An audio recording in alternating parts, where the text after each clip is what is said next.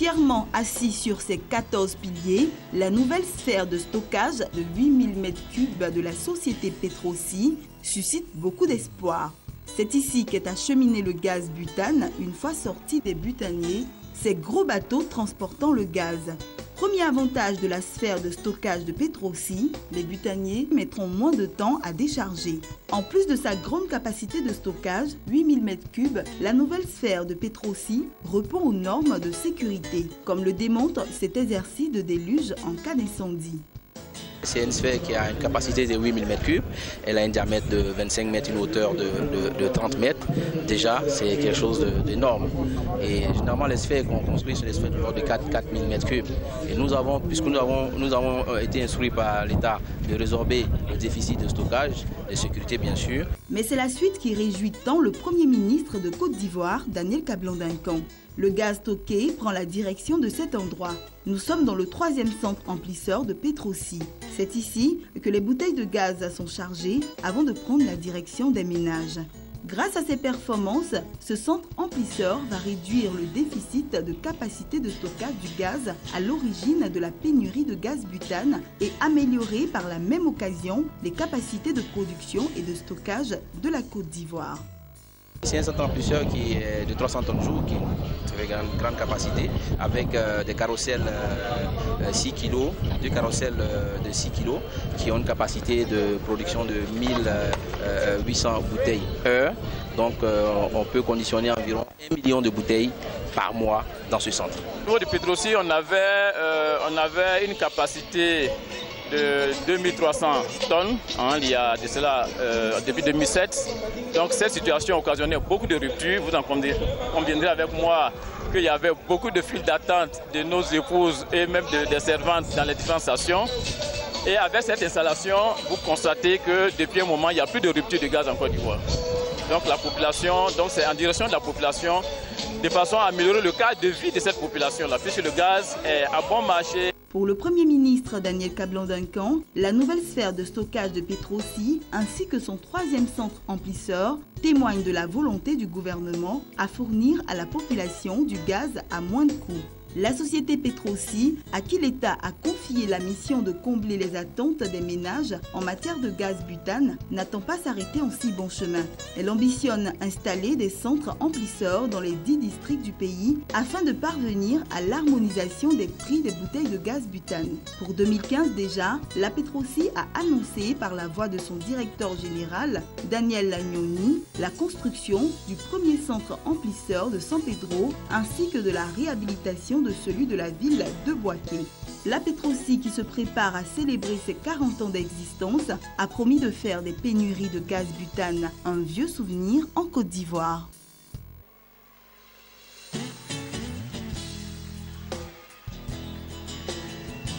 La conférence internationale sur l'émergence de l'Afrique, qui s'est ouverte le mercredi à Abidjan, a tenu le pari de la mobilisation. Plateforme de réflexion sur les conditions de l'émergence des pays africains, elle est aussi une vitrine d'exposition des actions entreprises par chaque pays pour parvenir au développement économique. La conférence internationale sur l'émergence a été saluée par tous les participants. Les enjeux sont nombreux. Pour l'Afrique, je crois que c'est une cause d'ensemble. Et l'Afrique a beaucoup d'enjeux je pourrais dire, pour l'émergence. Et cette conférence est à point nommé parce qu'elle vient encore donner un appui aux différentes décisions africaines concernant l'émergence, ensemble de développement durable. Et concernant l'Afrique, je peux encore dire qu'il y a encore beaucoup à faire. Les défis sont majeurs, il y a assez de défis à relever. Les questions de pauvreté, les questions d'environnement, les questions d'éducation, également les questions de répartition des revenus. Également, ce sont des points importants sur lesquels l'Afrique doit se pencher. Maintenant, donc l'Afrique également doit pas simplement voir les questions de croissance, mais l'Afrique doit émerger. Émerger veut dire, je prends une métaphore. Donc, émerger, c'est par exemple comme si vous cultivez, vous sémez, Vous ne pouvez pas voir pousser, il faut, à un moment donné, ça sort. Donc pour que ça sorte, c'est que vous avez sémé, vous avez arrosé, et puis ensuite vous récoltez. Donc c'est ça l'émergence de l'Afrique. Ça veut vouloir dire que l'Afrique doit pouvoir prendre en charge ses enfants, donc les nouvelles générations, et l'Afrique doit lutter contre les inégalités. Et l'un des facteurs essentiels, c'est l'éducation. C'est-à-dire que si nous n'éduquons pas nos enfants, nous pourrons émerger, mais comme nous émergerons, qu'est-ce que nous ferons? Nous importerons de la main-d'œuvre.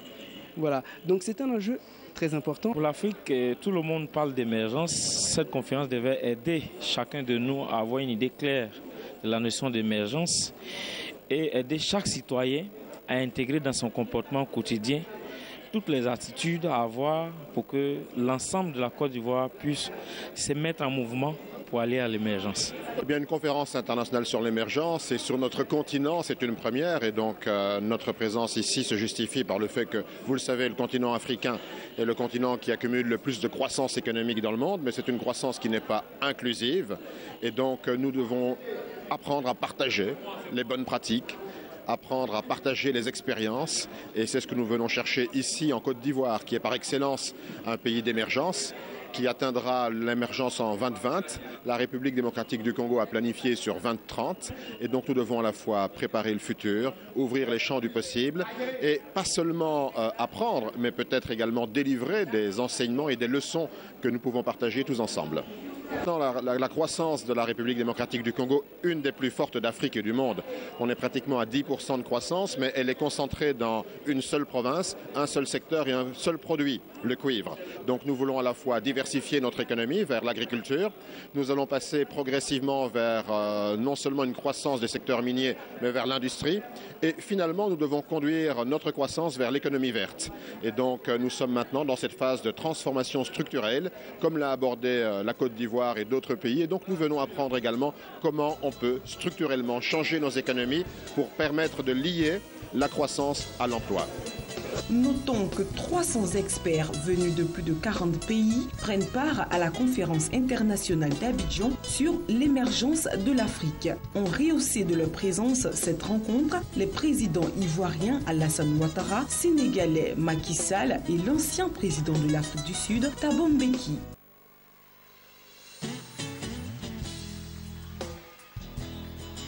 Face à la presse ce mercredi, le cabinet de consultance en télécom ICT Consulting a tenu à annoncer la première édition des Assises du numérique.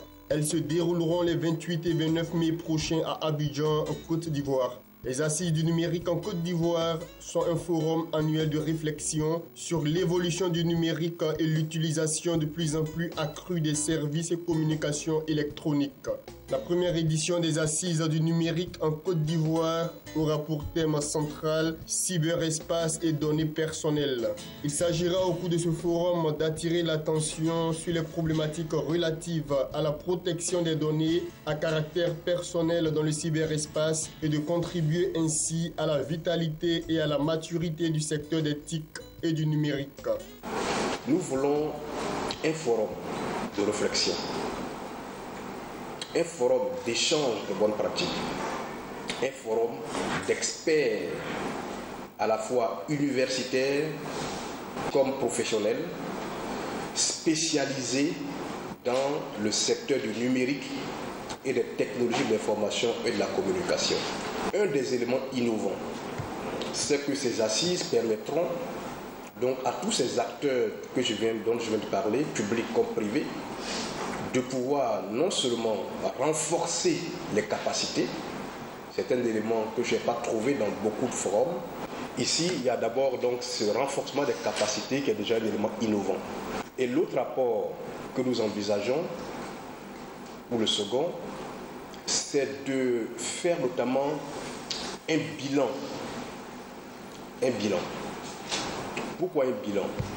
Qui est le faire le point de l'état des textes applicables, notamment sur la question spécifique concernant les données à caractère personnel ou de façon générale sur l'utilisation du cyberespace de façon globale.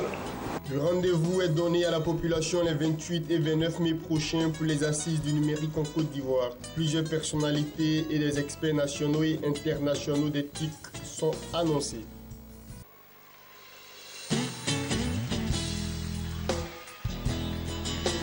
C'est la salle de conférence de l'Ivoire Golf Club d'Abidjan qui vient d'accueillir la conférence sur le plan stratégique à la vente d'une start-up. Cette formation s'est adressée spécialement à une quarantaine de dirigeants et dirigeantes d'entreprises qui avaient suivi l'un des programmes longs de MDE Business School. L'intervenant principal, Joseph Maria Moré, professeur au département de finances de l'ISE Business School et spécialiste des finances d'entreprise et stratégie de financement et croissance, qui a fait le déplacement de Barcelone, nous en dit plus. La conférence d'aujourd'hui, c'était de montrer une expérience personnelle dans mon travail de consultant, avec une entreprise spécifique qu'on a mis il y a 2 ans en plan stratégique. Un plan stratégique consacré à la croissance et la médiation de toute l'activité.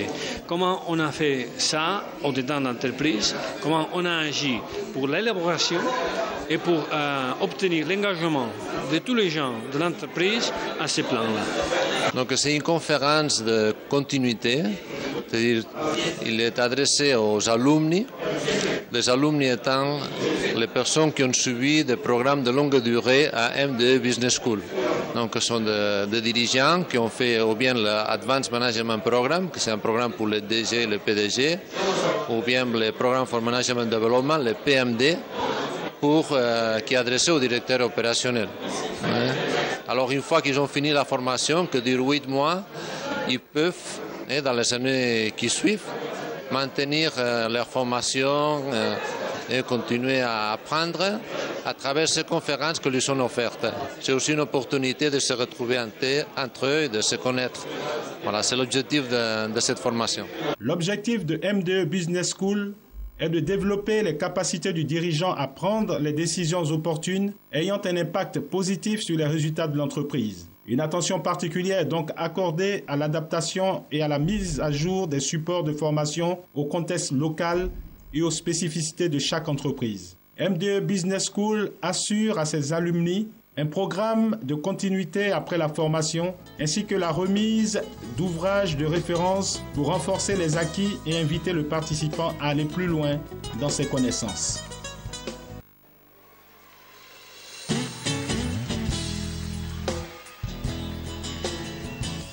C'est la salle de conférence de l'hôtel Ivotel d'Abidjan Plateau qui a servi de cadre les 5 jours durant au séminaire de formation des professionnels des banques et établissements financiers des 8 pays de l'UEMOA. Organisé par le groupement interbancaire monétique de l'Union économique et monétaire ouest-africaine, GIM-UEMOA, ce sont au total une 60aine de participants qui ont pu bénéficier des modules de formation. Le premier module relatif aux opportunités et à la gestion du projet de mise en conformité des normes de sécurité PCI DSS a regroupé une 40aine de participants, pendant que le second, qui portait sur les fondamentaux de la monétique et la contribution du capital humain, en regroupait une 20aine. Madame Marie-Hélène Benoît, responsable du GIM Academy, le centre de formation du GIM UEMOA, nous situe. La sécurité est un domaine assez important à prendre en compte au niveau de la banque. Vous savez que tout ce qui est transactions bancaires nécessite donc un minimum de sécurité. Et c'est dans ce cadre que ce séminaire de formation a été dispensé à l'attention du personnel des banques membres du GIM-UEMOA afin qu'ils soient mieux sensibilisés sur les questions de sécurité qui est donc un domaine assez important, l'utilisation des cartes bancaires au niveau des transactions. Le directeur général de GIM-UEMOA a quant à lui lancé un appel à l'endroit des différents responsables des banques à mettre un accent particulier sur la participation de leurs collaborateurs aux différentes sessions de renforcement des capacités qu'organise le centre de formation.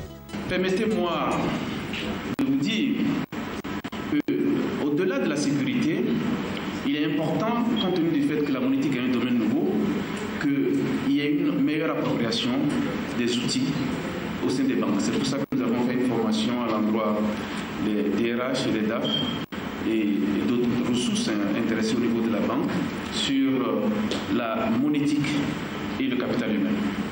Je résume. Donc vous comprenez que le GIM Academy s'inscrit véritablement dans une dynamique d'accompagnement des banques dans le processus d'acquisition de connaissances, de renforcement des capacités et de compétences. Et je voudrais vraiment inviter les dirigeants à mettre un point d'honneur sur l'inscription de leurs collaborateurs. J'envoie prépa à Mme Benoît pour que vous puissiez les inscrire. Nous savons que la formation, c'est un investissement. Donc, inscrivez vos collaborateurs et je compte vraiment sur le président de la FABEF pour sensibiliser pour que tous les dirigeants puissent inscrire leurs collaborateurs aux formations organisées par le GIM, qui sont des formations professionnelles qui s'alignent à la stratégie de la banque. Et faire en sorte que les banques que vous représentez ne soient pas les maillons faibles du dispositif de la sécurité. De sorte que vos banques respectives ne soient pas les portes ouvertes aux attaques du système que le GIM a pris du temps à mettre en place. Nous vous recommandons fortement de travailler dans ce sens de manière à ce que l'écosystème monétique qui a été mis en place soit une référence dans le monde.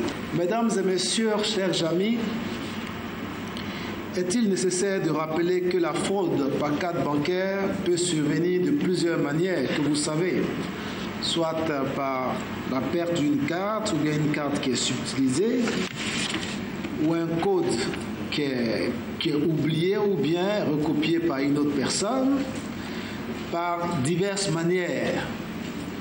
Mais je pense qu'aujourd'hui, il revient au système bancaire de rassurer les populations qui, malgré l'environnement qui prévaut de fort taux de cybercriminalité, avec ceux qui viennent en Côte d'Ivoire, on parle du phénomène des brouteurs. Voilà, des brouteurs. Et ce sont des jeunes gens qui passent tout le temps dans des cybercafés, voir dans quelle mesure arnaquer les personnes en utilisant en fait des artifices relatifs au système bancaire. Donc il nous revient, face à tous ces dangers permanents, de rassurer, comme je l'ai indiqué, l'ensemble de nos clients et de les orienter de plus en plus vers l'utilisation de cartes bancaires sécurisées via un système d'information sécurisé. Donc nous devions à cet effet disposer de systèmes de sécurité très perfectionnés et des équipes de spécialistes afin de surveiller toutes les transactions, de protéger les clients et prévenir et détecter toutes les fraudes via les cartes. Parce que comme vous le savez, certaines fraudes causent d'énormes préjudices à nos différents établissements, occasionnant des pertes opérationnelles très très importantes. Tous les participants se sont vus remettre à chacun une attestation et un présent. Créé en 2003, le GIM-UEMOA est l'organisme de régulation et de gouvernance de la monétique et des transactions électroniques sécurisées dans l'espace UEMOA. C'est un réseau qui compte 110 banques et institutions membres. Le GIM-UEMOA, c'est aussi 3 millions de cartes et 5000 points d'acceptation qui sont distributeurs automatiques de banque, guichets automatiques de billets, terminaux de paiement électroniques.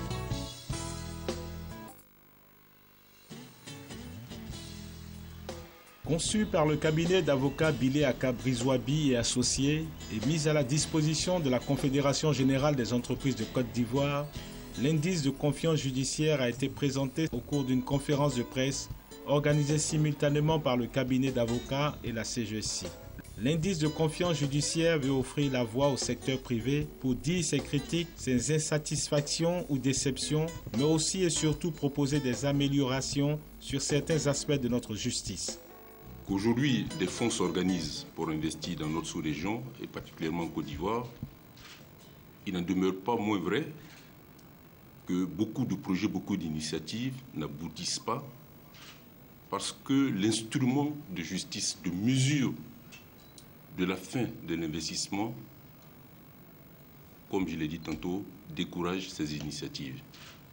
Parce qu'il n'y a pas de paramètres objectifs fiables qui permettent, lorsqu'on investit, d'avoir des éléments d'appréciation sur la suite de ces investissements. Et le cabinet a donc pensé, comme cela se passe dans les bourses et dans les banques, qu'il y ait un indice, un instrument d'appréciation, un instrument objectif d'appréciation qui permet à tout investisseur d'avoir des éléments crédibles qui lui permettent de savoir que si j'investis en Côte d'Ivoire, et que j'ai une affaire devant le tribunal, un litige, soit entre partenaires ou avec toute personne, même publique, devant une juridiction, il y a des critères d'appréciation, des instruments objectifs qui me permettent de savoir exactement, disons à 90%, le sort qui va être réservé à mon litige. Aujourd'hui, je peux vous le dire en tant qu'avocat, mais plus gravement en tant qu'ancien bâtonnier, qu'il m'est quelquefois impossible de donner des conseils à un client sur une suite judiciaire d'une affaire introduite devant le tribunal. C'est inadmissible. Donc c'est pour corriger cet état de fait que nous avons pensé qu'il fallait aider à une sorte d'accompagnement qui fasse en sorte que celui qui vient investir sache qu'en tout état de cause, parce que dès lors que des personnes rentrent en relation, le conflit est plausible, qu'en matière de conflit, si des instruments de sécurité juridique ont été pris par les conseils respectifs, les avocats ou autres conseils, qu'au bout de compte, le juge ne soit pas un facteur de découragement parce que le fait humain qui n'est pas objectif du fait des décisions qui vont être prises décourage cet investissement. Le secteur privé, par la voix de son administrateur Pierre Magne, s'est réjoui de cette initiative. Vous savez que dans l'environnement des affaires, il y a un point qui est très important, c'est celui de la justice, des décisions qui sont rendues par les justices dans nos différents États.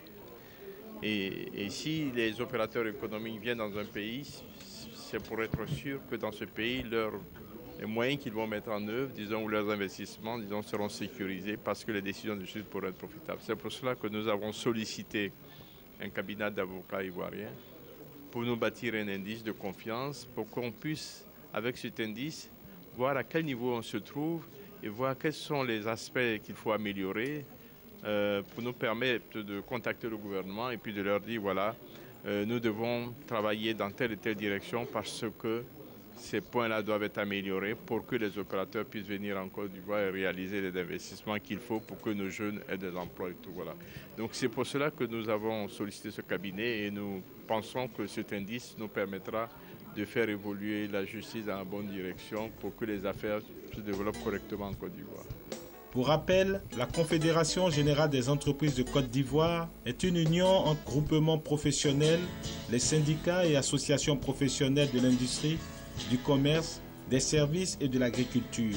Régie par le Code du travail, elle a pour mission, entre autres, de représenter et défendre les entreprises adhérentes ainsi que celles adhérentes aux organisations professionnelles membres de la CGSI, notamment auprès des pouvoirs publics et organismes paritaires nationaux, régionaux et internationaux. La Turquie, quelles opportunités de développement et de partenariat pour le secteur privé ivoirien? C'est le thème du petit déjeuner qui a rassemblé à la maison de l'entreprise à Abidjan les opérateurs économiques et les diplomates de l'ambassade de la Turquie en Côte d'Ivoire. Cette rencontre a pour objectif de mobiliser le secteur privé ivoirien à effectuer le déplacement en Turquie pour participer au forum économique prévu le 27 mars à l'occasion de la visite du chef de l'État Alassane Ouattara. Le pays dispose de nombreuses potentialités économiques, principalement dans les secteurs du commerce, de la construction, de la logistique, du textile, de l'automobile et des finances. Les opérateurs ivoiriens sont donc invités à saisir les opportunités d'affaires à travers la signature de partenariats avec des entreprises turques. En Turquie, tout ça, ça peut être une inspiration. D'ailleurs, la Côte d'Ivoire aussi, ce que je vois depuis que je suis venue, le gouvernement prend de très grandes mesures, quelquefois difficiles, pour réussir son émergence. Première puissance économique du Moyen-Orient devant l'Iran et l'Arabie Saoudite, la Turquie veut mettre son expérience au service de la Côte d'Ivoire pour faire de l'émergence une réalité en 2020. Au terme de ce forum économique, plusieurs entreprises turques devraient s'implanter en Côte d'Ivoire avec une innovation au niveau de la constitution de leurs capitaux. Ce que nous attendons de plus en plus, c'est ça, des entreprises dont les capitaux sont majoritairement détenus par des Ivoiriens. Ce sont ces entreprises-là qui doivent se mettre en joint venture avec des entreprises étrangères qui arrivent. Il ne faut plus que des entreprises étrangères qu'on les laisse venir sans que les Ivoiriens eux-mêmes aient une part importante dans ces entreprises-là. C'est ce que nous recherchons. Plus de 200 hommes d'affaires ivoiriens sont attendus à ce forum économique, avec au menu des rencontres entre entreprises industrielles, des signatures d'accords entre la CGECI et les conseils d'affaires turcs et un déjeuner B2B.